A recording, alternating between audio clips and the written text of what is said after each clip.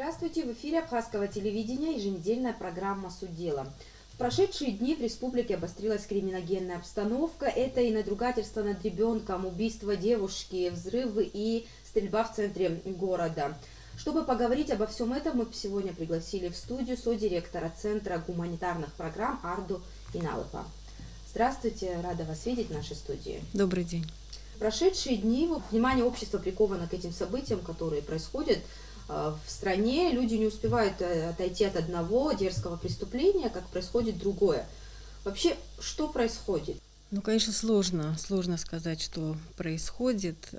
Мы можем констатировать, что все происходит не так, как мы хотели бы, что многие институты государственные показывают свою слабость, ко многим правоохранительным структурам нет доверия в обществе. И понятно, что это не проблема сегодняшнего дня, что проблемы скапливались, и очень длительное время не было должного реагирования. Я думаю, что несоблюдение закона, оно как-то уже стало обыденной вещью в нашей жизни.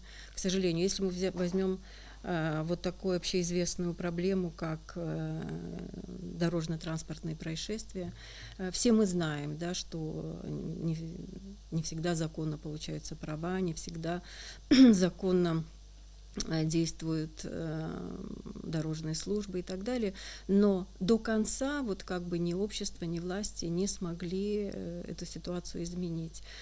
То есть фактически общество приучалось к тому, что закон нарушать можно в той или иной ситуации. Иногда, когда это касается каких-то известных личностей, иногда, когда это касается людей абхазской национальности, которые, к сожалению, часто понимают, так сказать, независимость Абхазии как возможность как-то очень свободно, безнаказанно достигать своих там каких-то целей и так далее, вместо того, чтобы понимать, что независимое государство – это прежде всего ответственность за всех, кто здесь живет. Мне кажется, что вот наша тяжелая история, да, и война, она немножко зафиксировала вот ощущение в нашем обществе жертвы. И очень часто, если мы не преодолеем это ощущение жертвы, очень много будет безнаказанно. Мы будем этим объяснять. Мы столько страдали, у нас вот такие проблемы и так далее, нас так давили и прочее. Поэтому сейчас вот у нас свое государство, мы можем себе позволить все. Это очень опасная установка такая, и с ней должно бороться все общество и власти, авторитетные личности. Надо выйти из этого состояния жертвы. Вы знаете, наверное, да, что мы участвовали в митинге перед парламентом, и были и другие акции со стороны общества, простых женщин. Мне кажется, что как-то прошли в этом точку невозврата. Я надеюсь, что общественность вот просто так уже не успокоится, пока действительно не будут приняты очень серьезные решения в правоохранительной сфере. Ну вот что касается вот этого преступления, связанного с насилием над ребенком, это же не первый случай, да, в Абхазии, когда такое происходит. Ну, просто это один из последних случаев, когда родственники открыто заявили об этом. К вам часто обращаются, вот есть общественная приемная, я знаю, в ЦГП часто обращаются вот по поводу таких случаев, родственники за помощью к вам? Вы знаете, в общественную приемную с такими именно случаями были обращения, но их не так много. Это преступление получило такой резонанс, потому что все-таки мать девочки не побоялась обратиться в правоохранительные органы. К сожалению, очень многие случаи остаются без вмешательства правоохранительных структур, пытаются как-то умолчать это или решить как-то на уровне межсемейных отношений.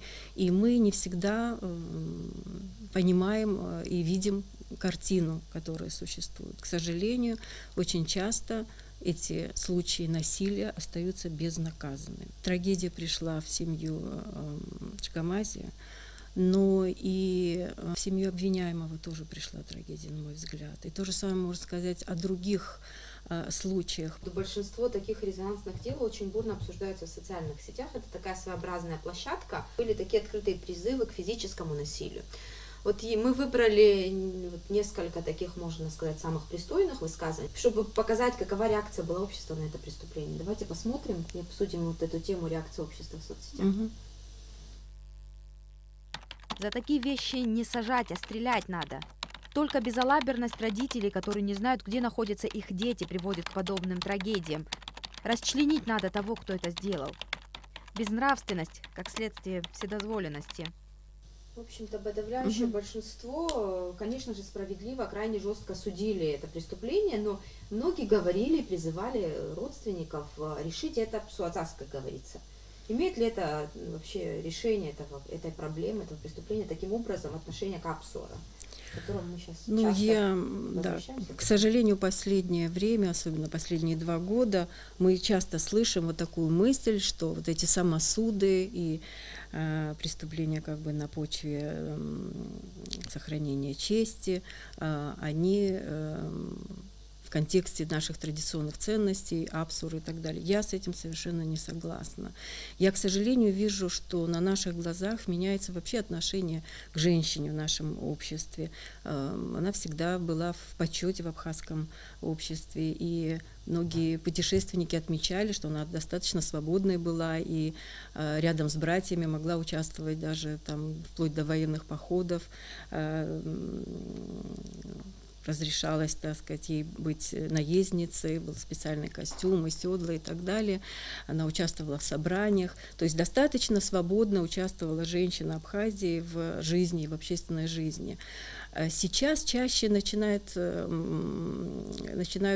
как-то внушать обществу, что права женщин – это что-то как бы извне привнесенное и не относится к нашей культуре. Это с одной стороны. Другое, что стали возможны вот эти самосуды, причем внутри семей, когда родственники поднимают не только руку, но казнят своих там дочерей, сестер и так далее. К великому сожалению, несмотря на то, что общественность давно обращает на это внимание, писали и заявления, обращения в правоохранительные органы, круглые столы были и так далее, о домашнем насилии, о том, что эти случаи, к сожалению, не только есть, но есть некоторая тенденция к тому, что их становится больше. К сожалению, мы не получили поддержки со стороны власти. Правоохранительные органы предпочитают очень поверхностно относиться к подобным преступлениям и принимают версию этих родственников, которые на самом деле, чьи руки в крови, о том, что якобы это было самоубийство и так далее. Поэтому я считаю, что призывы к самосуду, они только усугубят нашу ситуацию, только еще дальше нас, так сказать, отведут от закона.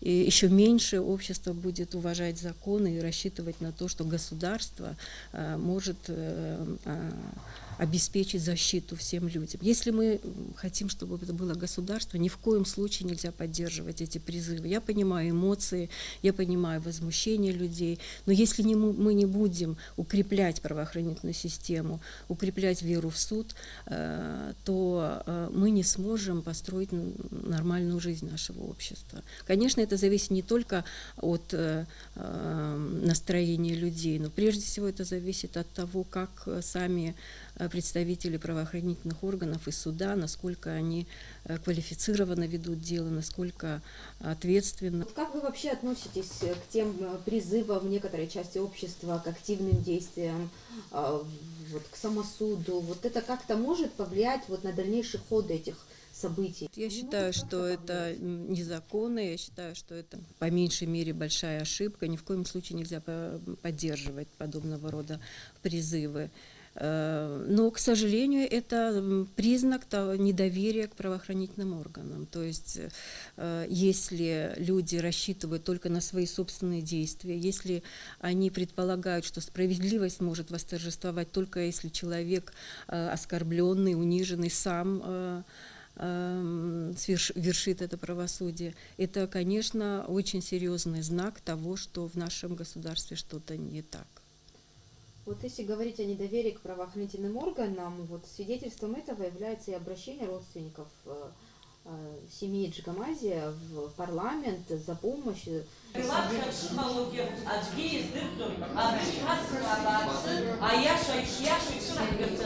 Вот у них есть сомнения в том, что расследование будет справедливым. Как вы думаете, вообще откуда такое недоверие? Почему такое недоверие есть в обществе? Вы знаете, что что... есть недоверие, но почему оно? Да. Я думаю, что довольно много дел в Абхазии, некоторые достаточно известной общественности, некоторые совершенно нет, но не получили, по мнению многих, в том числе и юристов, справедливого решения. С другой стороны, некоторые решения суда до сих пор не выполнены. А с третьей стороны, само проведение расследования иногда вызывает очень много вопросов, потому что какие-то свидетельские показания учитываются, вносятся в дело, какие-то нет. Иногда какие-то в начале высказанные версии, они, так сказать, непонятно почему становятся основополагающими. Вы, наверное, слышали вот это громкое дело изнасилования, убийстве Вержине Сурмени-Лян. Там тоже очень много вопросов, и общественность подключается к тому, чтобы действительно не была бы совершена ошибка, и действительно наказание получил бы истинный виновник этого страшного преступления.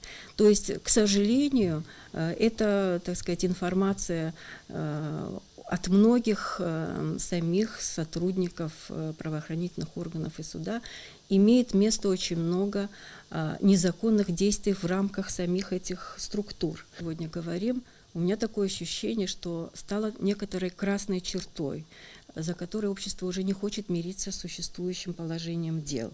Если нет такой инициативы сверху, то она пришла сегодня снизу, от общественности. Мы считаем, что необходимо реформировать, серьезно реформировать правоохранительные органы. Подобные реформы не только в Абхазии, так сказать, необходимы и нужны. В очень многих странах в свое время пришли к выводу о том, что когда эти системы закрыты и невозможно общественности как-то не то чтобы контролировать, по крайней мере, получать достоверную информацию о том, как идет расследование, ход дела, то это не приводит к справедливости. В очень многих странах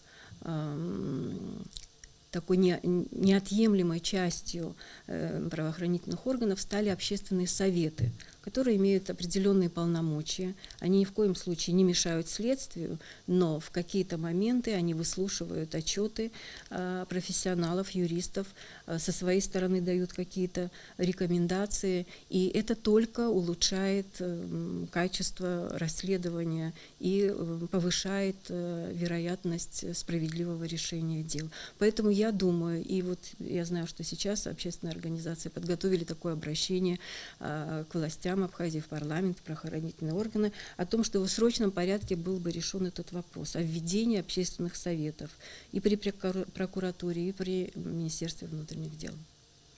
Мне бы еще отдельно хотелось бы поговорить о парламентской комиссии, которая как раз будет следить за ходом расследования этого громкого преступления. В ее состав вошел и бывший министр внутренних дел, ныне депутат парламента Рауль Лолуа. Интересно его мнение услышать по поводу вот этой ситуации в стране. Здесь, конечно, явно прослеживается слабость всей правоохранительной системы, потому что только она должна выстраивать стабильность и спокойствие в нашем обществе.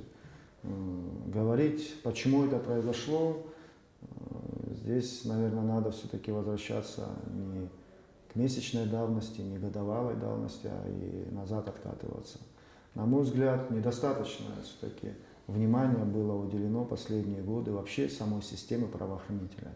Помимо материальной базы, конечно, она очень важна, у нас очень низкая квалификация наших сотрудников, начиная от руководителей, которые совершенно не готовы занимать ту или иную должность, ну и заканчивая исполнителем, который уже в том числе стоит на трассе, останавливает машины или собирает первичный материал. Государственная служба охраны, как и другие, такие специальные службы, в том числе служба безопасности, это элита, скажем так, правоохранительной системы, это элита вообще нашей системы. Поэтому туда случайный человек попасть не может, не должен, вернее, попадать. У нас есть различного рода предложения сейчас вообще по реформированию всей правоохранительной системы. Но это непросто. Вы понимаете, для того, чтобы на это пойти, нужны помимо желания, помимо видения, нужны еще серьезные средства. Нужны реформы в системе, правоохранительной системе, но также он высказал мнение о недостаточном уровне квалификации сотрудников правоохранительных органов, потому что мы знаем, что очень много дел доходят до стадии вот суда, но именно в суде эти дела рассыпаются, да. Вот к сожалению, это проблема не только правоохранительных органов, а очень многих сфер в Абхазии, когда у нас, так сказать, равным образом относятся к совершенно неквалифицированному человеку и к очень, так сказать, опытному, знающему и так далее. Вот все требуют одинакового, так сказать, уважения, подхода. Мне кажется, здесь вот как раз и родственность, и непотизм, и телефонное право играет роль, когда не всегда по заслугам человека повышают в должности. И многие с этим смирились как-то, считают, что это вот в порядке вещей, а на самом деле это переворачивает очень много. Если молодой человек, который работает над собой, читает, проходит какие-то курсы, семинары, день и ночь занимается делами, я таких знаю в системе МВД и в прокуратуре, очень честных, ответственных людей, но если его услугами пользуются, но не продвигает его по службе, тогда, когда чей-то родственник получает более высокую должность, это разрушает изнутри всю систему. И здесь вот все-таки общество должно наконец-то понять, что мы должны от этого отказаться. Понятно, что у нас маленькое общество, очень родственные связи пронизали очень многие, так сказать, структуры, но если мы не будем ставить во главу угла профессионализм и ответственность, то никакие структуры, в том числе правоохранительные, не будут справляться своими функциями. А что это означает? Это будет означать, что наши люди будут беззащитны, они не будут защищены.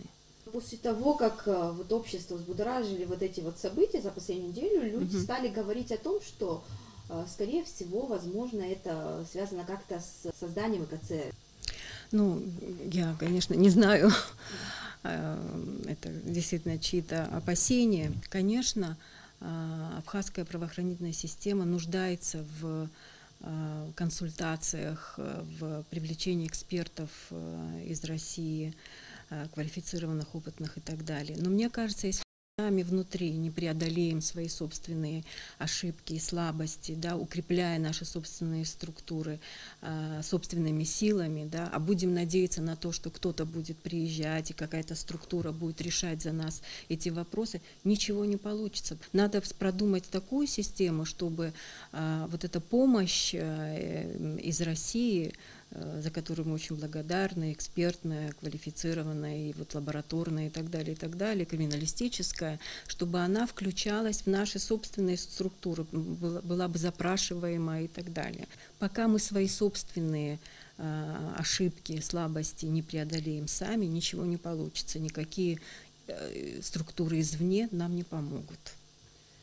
И в последние дни все чаще мы слышим, что общество больное, общество деградирует и так далее, вот такие высказывания, но явно есть проблемы с несоблюдением закона. И вот завершая нашу беседу, мне бы хотелось такой итог подвести все-таки, что делать в этих условиях, как сделать так, чтобы люди верили правоохранительной системе, и люди научились соблюдать закон и жить по закону.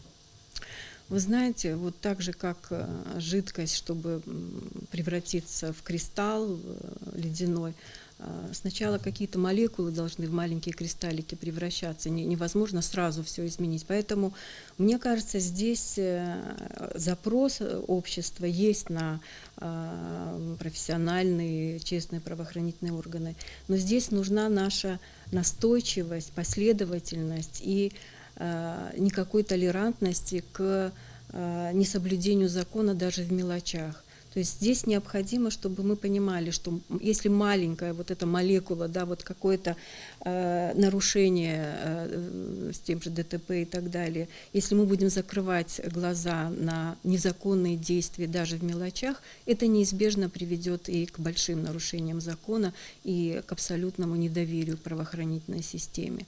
Что касается того, что общество деградирует, то вот количество самоотсудов на самом деле это очень тревожный сигнал. И то, что не реагируют на эти трагедии, мне кажется, сложилась достаточно критическая ситуация в области с нарушением прав человека, с криминальной, в отношении криминальности. К сожалению, вот мне кажется, одна из причин того, что мы видим, как наше общество как-то скатывается к каким-то таким примитивным, очень агрессивным методом разрешения конфликтов, которые кто-то пытается назвать нашими национальными традициями, что абсолютная ложь. Да? Наше абхазское общество и традиционная система выработала очень сложный механизм преодоления конфликта, примирения, медиации и так далее.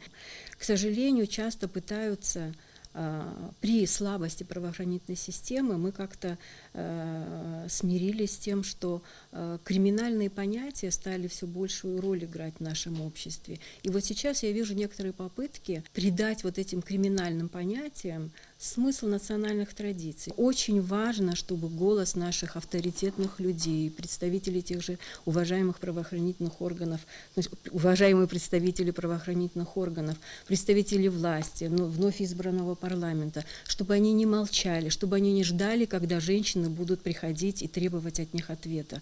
Они, представители власти, на то и, так сказать, избраны народом, чтобы в сложные моменты мы голос их слышали. Завершить мне хотелось бы тем, что вот в связи вот с этими случаями общество, конечно, с надеждой смотрело на общественные организации, независимые общественные организации.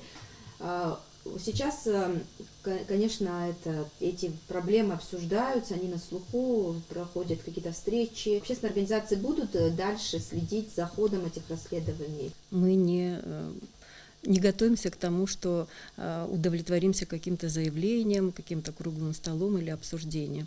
Мы действительно будем добиваться реформирования и внедрения, как я говорила, вот общественных советов, чтобы участие общества было постоянным, на постоянной основе и с полномочиями.